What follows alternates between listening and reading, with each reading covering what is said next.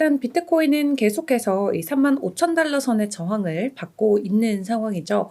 근데 최근에 이 단기적으로 비트코인을 보유했던 보유자들의 차익 실현이 급증하고 있다고 합니다. 그러니까 비트코인을 1년 미만, 여기서는 정확히 155일으로 표현을 하고 있는데, 단기 보유자들이 비트코인을 사서 팔고 하면서 차익 실현을 보는 그 수가 급증하고 있다라고 하는데요. 155일 정도를 단기 보유자로 봤을 때, 그런 155일 전 가격이 그들이 처음 샀던 가격이 25,000달러 정도였을 거고요. 그리고 지금은 뭐 34,000달러니까 그 중간의 시세 차익을 계속해서 보고 있다고 합니다. 자, 이렇게 단기적으로 비트코인을 매매해서 매도하며 벌어들이는 차익 실현들이 지금 15억 달러 이상이 된다라고 하는데요. 올해 들어서는 뭐 가장 두 번째로 높은 기록이 얼마 전에 찍혔다고 합니다. 근데 그런 것과 대비해서 장기 보유자들은 비트코인을 사서 팔지 않고 그냥 들고 있다라고 해요. 그래서 이런 변동성이 있어도 비트코인의 더 큰 폭의 가격 상승을 기다리는 거겠죠. 그래서 장기 보유자들의 차익 실현은 같은 기간 동안 1억 달러밖에 안 된다고 합니다. 그러니까 단기적으로 보유하시는 분들이 15배나 더 많이 팔고 있는 상황이죠. 자, 알렉산더님 어서오세요. 형님도 어서오세요. 네, 오늘은 이유 누나가 조금 바쁘셔가지고 제가 혼자 진행을 하게 됐습니다. 자, 코인 마켓캡을 통해서 좀 시장 분위기도 함께 확인을 해보면 좋을 것 같은데요. 일단 거래량 같은 경우는 전일 대비 3% 그리고 시가총액은 0.3% 정도 오름세를 보이고 있습니다. 다만 비트코인 도미넌스는 53%까지 갔다가 조금은 소폭 하락을 한 모습인데요. 이렇게 스크롤 쭉 다운해서 보면은 전반적으로 전주 대비는 여전히 가격 상승은 이어지고 있는 분위기인 것 같고요. 그죠? 그리고 24시간 대비 거래량과 시가총액도 어느 정도는 상승부를 유지해주고 있는 모습입니다. 자, 어제 비트코인 15살 생일이었어요. 10월 31일 할로윈 날이랑 겹치기도 했는데 비트코인이 100살을 발간한 지 15주년이 돼서 이제 비트코인 맥시멀 리스트들은 또 비트코인에게 생일 축하의 문자를 뭐 남기기도 하고 여러 가지 재밌는 이벤트들이 늘 일어나곤 합니다. 근데 조금 반갑지 않은 불청객도 있을 수 있죠. 생일 파티에는 또 그런 불청객도 나올 수는 있는데 일단 SEC 위원장이 어제 트윗을 날렸어요. 내용은 이러합니다. 만약에 누군가가 사토시 나카모토의 분장을 하고 할로윈 즐기기 위해서 나간다면 누구라도 그가 사토시 나카모토의 분장을 했는지 알 수 있냐라고 하는 거죠. 그러니까 한마디로 이 비트코인을 만든 자의 정체성이 불명확하다라는 것을 약간 비꼬아서 이야기를 하는 게 되겠고요.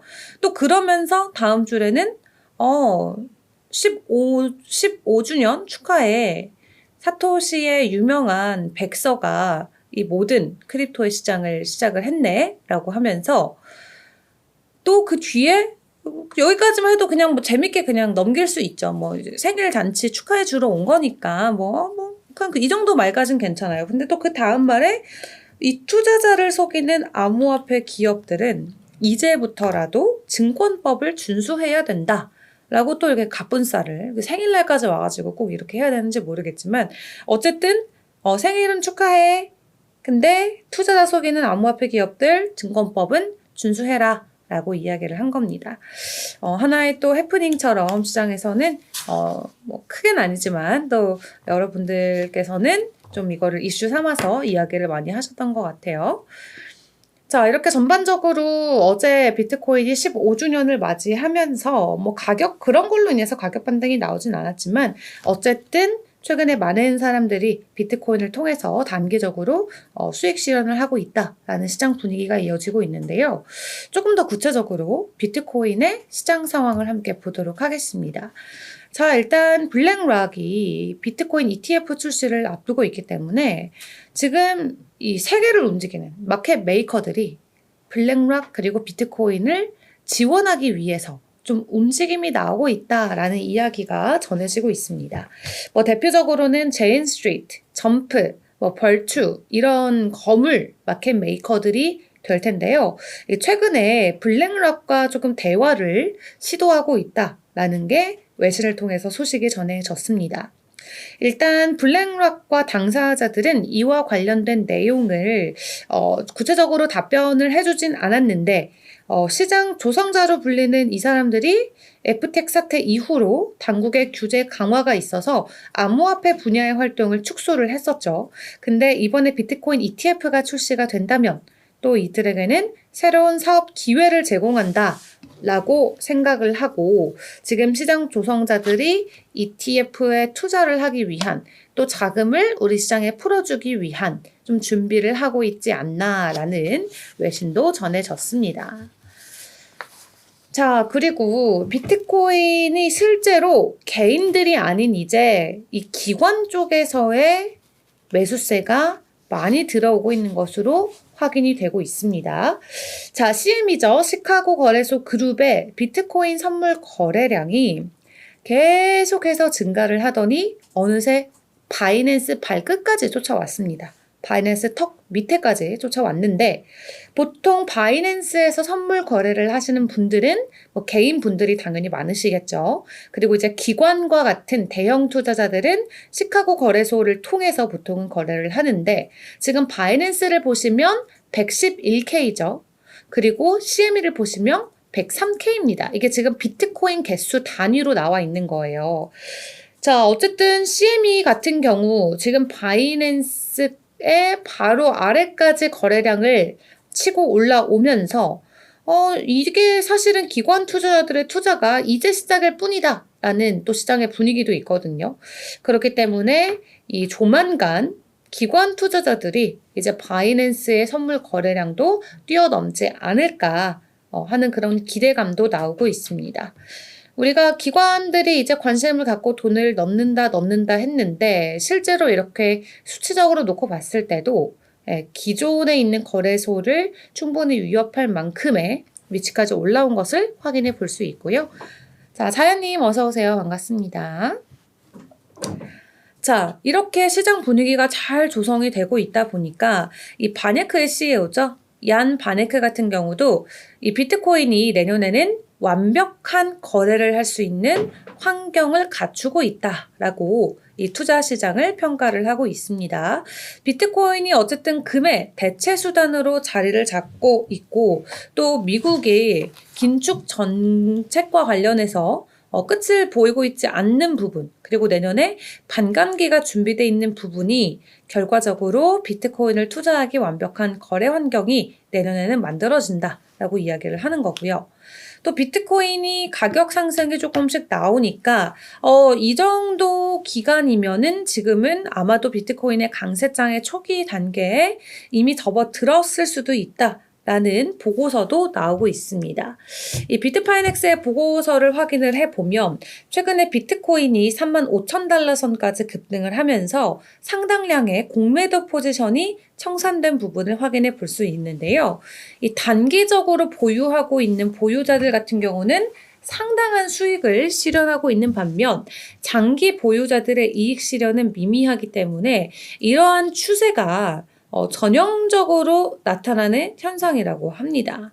그래서 일단은 일시적으로 횡보 또는 조정이 뒤따를 수 있지만 지금 비트코인 상승과 관련해서 이 기관들의 관심이 커지고 있는 부분이 정말 비트코인이 강세장으로 이미 진입을 했다. 초기 단계다. 라는 평가가 무색한 시장 분위기인 것 같습니다. 그리고 최근에 비트코인과 미 증시와 디커플링 현상이 지속적으로 심화가 되면서 위클리 주봉 기준으로 이 상관관계가 2년 내 최저치까지 내려왔다고 합니다. 최근 몇 주 동안 거시경제 어려움의 신화로 인해서 이 상승분의 상당 부분을 주식시장은 돌려주고 큰 폭의 하락을 겪었죠. 근데 지금 비트코인은 어떻습니까? 지속적인 가격 상승 플러스 테슬라의 시총까지 넘어서면서 아주 강한 상승세를 보이고 있습니다.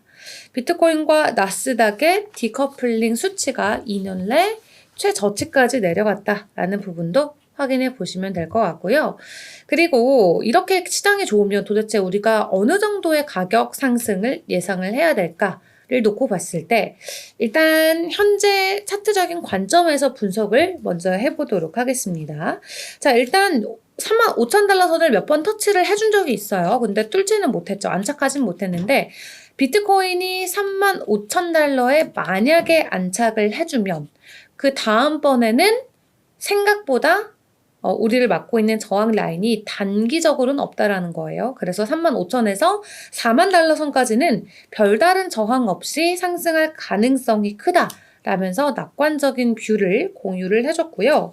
하지만 만약에 35,000달러가 저항이 아닌 지지로 작용이 되게 된다면 이 35,000달러 지지선을 기준으로 추가 하락이 나올 수 있겠는데 그렇다면 우리가 하단으로는 31,000달러 선을 잡아봐야 된다라고 이야기를 합니다. 그러니까 31,000에서 4만 달러까지 이 10,000달러 구간의 횡보가 당분간은 이어질 수 있겠습니다.